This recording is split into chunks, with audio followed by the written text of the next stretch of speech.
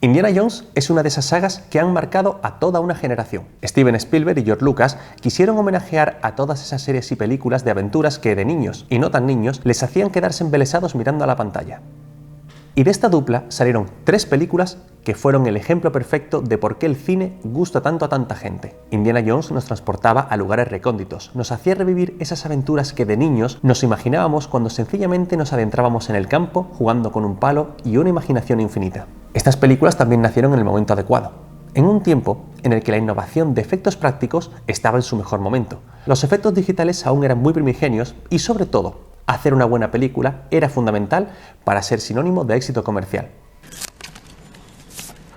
The winners are Paul Hirsch, Marshall Lucas and Richard Chew for Star Wars. Lucas y Spielberg no inventaron la rueda, no trajeron algo que no existiera ya de antemano, pero hicieron a mi juicio 2 cosas determinantes: arriesgarse con un género que en ese momento estaba lejos de estar de moda y ponerle mucho amor. Son películas cuidadas con muchísimo cariño y que disfrutaron tanto los espectadores como los realizadores. Cuando en 2008 se estrenó la esperada 4ª parte de Indiana Jones, aún había una expectación grande. Todavía no habíamos entrado de lleno en esta vorágine de remakes y secuelas interminables, y el hecho de revisitar a Indy 2 décadas más tarde era algo ilusionante. Sin embargo, pese a recibir críticas positivas, los fans quedaron mayormente decepcionados. Si tenían razón o no, no es algo de lo que hablaré hoy, porque si bien muchos fans consideraron tras su estreno que solo había 3 películas de Indiana Jones, no solo recibimos una 4ª, sino también una 5ª. Una 5ª entrega que venía de la mano de Disney, algo que era inevitable desde que la compañía del ratón adquirió a golpe de talón Lucasfilms, sumado a estos tiempos en los que el cine nada en un vasto banco de remakes y secuelas a las que ya estamos, por desgracia, demasiado acostumbrados. Mi opinión es que esta película es la peor de la saga, muy por debajo de la vilipendiada El reino de la calavera de cristal, y a continuación expondré mis razones. En primer lugar, porque fue concebida en un despacho y no por la mente de un creador. Podrá gustarte más o menos El reino de la calavera de cristal, pero no deja de ser una idea nacida de la mente de George Lucas. Que una película nazca en un despacho comienza a restarle un elemento fundamental a cualquier película, y más a una de este tipo: la creatividad. No había intención de contar una historia, tampoco la había de cerrar el círculo de Indy, sino sencillamente de hacer otra película en cuyo título apareciese con letras enormes Indiana Jones. Pero vayamos al grano con la película. Comenzamos con un salto al pasado que nos lleva a un joven Indy rejuvenecido digitalmente, en una larga secuencia que es puro fanservice. Y aunque esta decisión es estrictamente comercial, debo decir que me encanta. Esto forma parte de la magia del cine. Además, en El reino de la calavera de cristal se hacía mención a las misiones de Indy como espía. Él estaba en el MI6 y yo en el OSS. Colaboramos en unas 30 misiones en Europa y en el Pacífico. Convierte sus actividades en sospechosas, incluidas las de la guerra. Están locos. ¿Saben cuántas medallas ha ganado este hijo de puta? Y creo que es una decisión acertadísima darnos una mini aventura más de Indy, aunque veamos la trampa. Como Harrison Ford cuenta ya con 80 años, la película hace uso de una prolepsis para ir al presente. Y aquí me encuentro con seguramente lo que más me gusta de la película. Indiana Jones ya ha pasado a mejor vida. No tiene conexión alguna con el entorno que le rodea y los acontecimientos históricos del momento, como el alunizaje, ya le dan un poco igual. Creo que ir a la luna es como ir a Reno. Está en mitad de la nada y no hay blackjack. Como él mismo habría dicho, debería estar en un museo. Esto me gusta, porque algo que ocurre en el cine de aventuras es que nos olvidamos de que nuestras historias deben contar algo. Something very interesting with Star Wars, if you think about it. Good guys are the rebels against a highly organized empire. When I did it, they were Viet Cong. Exactly. Nested deep inside of fantasy. La fantasía, si no lleva acoplada una lectura del mundo real, es meramente un pasatiempo olvidadizo destinado a desaparecer. Y con este inicio, con un Indy adelantado por el tiempo y al que éste está dejando cada vez más atrás, parece que la película nos quiere contar algo. Por desgracia, solo parece. Ahora sí, la trama empieza con la aparición de Lena Shawn, quien descubrimos que es ahijada de Indy, y el argumento gira en torno a la anticitera de Arquímedes, la cual persiguen los nuevos nazis de Mads Mikkelsen. Se produce una secuencia bastante dinámica y digna de Indiana Jones, y tras 45 minutos, el primer acto concluye para que la película como tal comience. Y aquí empiezan los problemas. Todo protagonista que se precie tiene o ha de tener un objetivo, y la película se construirá en base a si ese protagonista alcanza su objetivo o no. Es el objetivo lo que nos ha creado. El objetivo nos motiva, nos guía, nos mueve. En busca del Arca Perdida, el título ya te lo deja claro. Indy quiere encontrar el Arca de la Alianza, y remarco el quiere. Sin embargo, en esta película ocurre que Indy no quiere ir a por la anticitera, al menos no aparentemente. Esto no es una aventura, Sada. Esos días son agua pasada. Él no tiene un especial interés por este artefacto, nunca ha creído en su uso. Arquímedes era matemático más, no era mago. No tiene la concepción de que sea un elemento importante, lo ha tenido guardado durante décadas sin prestarle demasiada atención, y no precisamente en un lugar seguro. En sus películas anteriores, su propia naturaleza curiosa y su afán por descubrir lo que nadie ha descubierto le empujaba a ser un prestigiado arqueólogo. Pero ahora, sencillamente, no quiere. Y si nuestro protagonista no quiere tomar un camino, las circunstancias que lo empujen a ese camino han de ser fuertes. De lo contrario, le estamos poniendo obstáculos al espectador para que conecte con la historia. ¿Y por qué se embarca Indy en esta nueva aventura? Si huyes, la policía creerá que eres culpable. Sin Elena y sin el dial me culparán igualmente. En definitiva, este Indy no tiene una motivación interesante. La película, por el momento, no nos está invitando a subirnos con él en esta nueva aventura. Más bien lo contrario, nos deja atrás, como hace el propio Indy con Salah. También traigo mi pasaporte. Puedo ayudarte. ¿En Tánger? Donde nos lleve el azar. Y creo que la película hubiese ganado mucho si Salah se hubiera ido con él y hubiera tenido más peso dramático. Luego veremos por qué.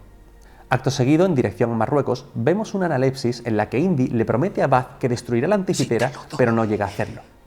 Tienes que destruirlo. Lo haré. Empieza a vislumbrarse que a lo mejor a Indy sí le importa la anticitera. O sea, ¿tiene Indy una motivación más fuerte? ¿Anula esto lo que hemos analizado hasta ahora? Aquí encontramos otro de los grandes problemas de esta película: el mal uso del misterio. ¿Qué es el misterio? Y yo puedo volver a ser el gran misterio. El misterio es un recurso dramático en el cual se juega con información que el espectador aún no ha recibido, pero que la película sí utiliza. Es decir, la película va por delante del espectador, buscando atraerlo hacia lo desconocido. Se usa mucho en cine y ha dado momentos memorables, como en Sospechosos Habituales, El truco final, El sexto sentido, La huella. Tarantino, sin ir más lejos, hace mucho uso del misterio. Los ejemplos pueden ser innumerables. Pero en el caso del Dial del Destino, este misterio no nos está llevando a interesarnos por la anticitera. La anticitera está generando en otros una atracción que el espectador no comparte porque le falta información. Solo querían complacerle, dejándole buscar ese trasto. Nunca les ha importado. Les importará cuando entiendan de lo que es capaz. Y al no ser un elemento tan importante como lo era el Arca Perdida o el Santo Grial, solo el mero hecho de encontrarla no es de por sí un hito para que su peso justifique su búsqueda. Ya hemos visto que existe, hemos visto que la tenían guardada. ¿Por qué es entonces tan importante? Y esa falta de información tampoco nos está llevando a entender a Indy. Es esencial que lo destruyas. Leroy, no te olvides. Te lo prometo. Si Arquímedes lo dividió en dos, fue por un motivo. Lo sé, Bas.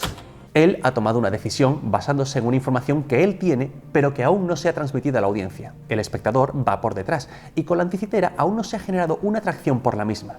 Aquí empezamos a notar que esta película adolece también de un mal montaje. Cuando antes dije que esta película se decidió en un despacho, me refería precisamente a esto. Cuando terminamos de ver la película, realmente tenemos toda la información para atar todos los cabos. El problema es que esa información está mal contada y mal secuenciada. La película tiene todos los ingredientes, pero estos no se han preparado debidamente y ni por supuesto cocinados. Es como si las cosas que tuvieran que pasar formaran parte de un checklist que vamos cumplimentando conforme avanza la película, sin preocuparnos de que tengan una cohesión narrativa. Indy sale a por la anticitera sin que sepamos si de verdad es importante. Matt Mikkelsen pone rumbo a Marruecos sin que nadie diga previamente que Elena va hacia allí.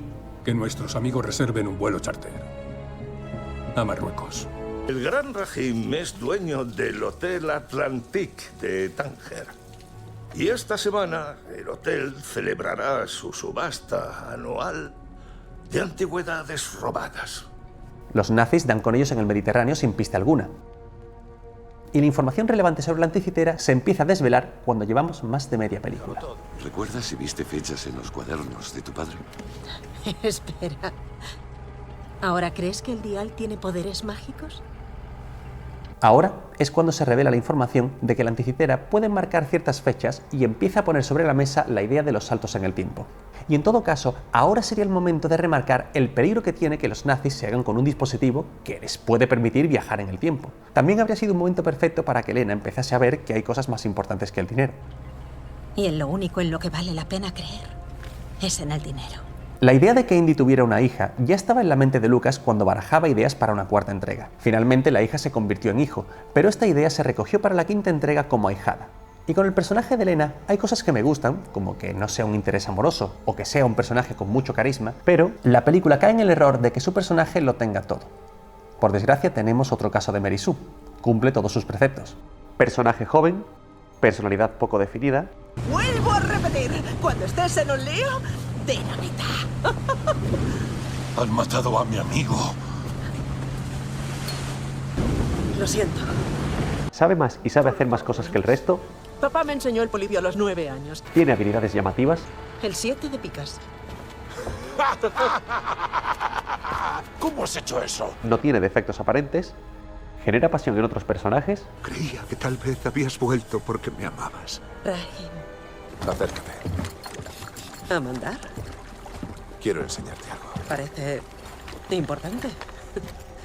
Y tiene un pasado trágico. ¿Por qué quieres buscar lo que volvió loco a tu padre?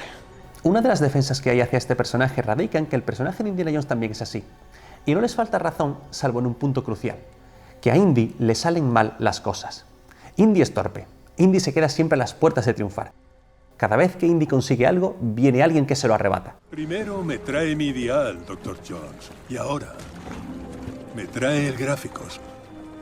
Veo que no ha perdido la forma jubilándose. De esta forma, como público, aceptamos de mucha mejor gana que un personaje tenga una serie de cualidades, responda a un arquetipo y no tenga un arco dramático importante. El problema es que si las cosas le salen bien siempre, si consigue todo aquello que se propone, este arquetipo se vuelve en tu contra y hace que el resultado del personaje sea muy plano. ¿Te refieres a ser ingeniosa, valiente, guapa y autosuficiente?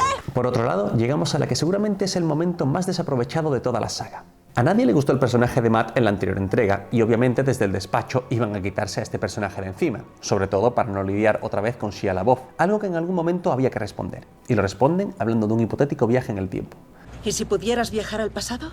¿Qué harías? ¿Presenciar la guerra de Troya? Impedir que mi hijo se alistara. ¿Y cómo se lo impedirías? Le diría que iba a morir. Tenemos a un Indy que no encaja en su época y siente que su tiempo ya ha pasado. Y en la película existe un dispositivo que aparentemente podría hacerlo viajar al pasado. ¿Soy el único que piensa que era una base perfecta para definir la motivación de Indy? Y no hablo de que quisiese ir a salvar a su hijo, que también podría ser, sino de que sencillamente quisiera irse. Tendríamos una motivación intrínseca que sí explicaría el porqué de su aventura y de lo que quiere, pero no. Después de desaprovechar a Antonio Banderas, de hacer un poco de turismo por Sicilia y de sacar una localización para el cartel y poder decir que esto es una película de Indiana Jones, llegamos a la secuencia final. Después de un buen chiste... Abróchese el cinturón, Dr. Jones. Puede que haya turbulencias. Es alemán, Fowler. No intentes ser gracioso. Cruzan el umbral del tiempo y aparecen en la batalla de Siracusa 2000 años atrás. Me hace gracia que se criticó muy duramente que Indy se metiera en una nevera y sobreviviera a una bomba atómica, pero no se critique que haya viajado en el tiempo. Me parece una idea loca, pero puestos a llevar a cabo esto, si nos vamos a tirar de verdad a la piscina, ¿por qué no aprovecharlo del todo? Si de verdad se puede viajar en el tiempo, ¿por qué la segunda mitad de la película no es en el pasado? ¿No habría sido este un contexto perfecto para Indy para poner a prueba sus conocimientos y experiencia y demostrar que todo lo que sabe le hace encajar ahí? ¿No habría tenido mucho más peso dramático entonces que Indy hubiera querido quedarse en el pasado después de ver que allí sí encaja? ¿No es esa la magia que solo el cine nos puede ofrecer? Sin embargo, es una curiosa secuencia final que, por otro lado, es ante todo anticlimática y antisatisfactoria. Me explico.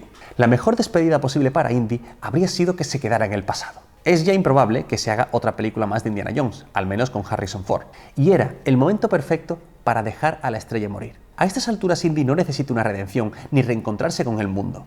Y por lo que la propia película nos muestra, no le quedaba nada. No hemos visto aún a Marion, no tiene a su hijo, Salah tiene su vida y con su ahijada tampoco ha creado un vínculo fuerte. Era el momento perfecto para despedirnos de Indy y qué mejor gloria para él que formando parte de la historia. Es lo que él habría deseado, su última voluntad, la única forma posible de poder decirnos adiós a la altura de su legado. Elena, sube a ese avión. Estaré bien. Pero esta tía lo impide y me cae muy mal por ello. Es evidente que esta es otra decisión de despacho. Dejar a Indy en el pasado y no tener un final feliz es aparentemente arriesgado desde el punto de vista comercial, así que devolvieron a Indy un presente donde no quiere estar y a la fuerza sacan unos segundos a Marion al final de todo para hacernos creer que eso era lo correcto. Vamos a ver. Si quieres convencer al espectador de que Indy no debería dejar el presente, muéstramelo. Saca a Marion antes, hazme ver que se echan de menos. Haz que Salah acompañe a Indy e Indy se preocupe porque pueda perderlo. Haz que entre Indy y Elena haya una conexión verdadera, que se necesiten para continuar. Solo puedo sentir lástima viendo el potencial que tiene esta película, pero que se queda en un limbo porque pensaban más en cumplir expectativas que en contar verdaderamente algo. Las películas, siguiendo una dramaturgia clásica que viene desde los antiguos griegos, se ha conformado con el paso de los años para culminar en un punto donde todas las intersecciones de su historia confluyen. Y al confluir, terminan de darle el sentido que el autor en cuestión quería contar. Los elementos que aparecen, los personajes, los eventos que ocurren, todos deben encaminarse a un punto que nos permita dar con la tecla, que nos permita saber qué nos han querido contar. ¿Y qué nos ha querido contar Indiana Jones y el Dial del Destino? Sinceramente, no lo sé.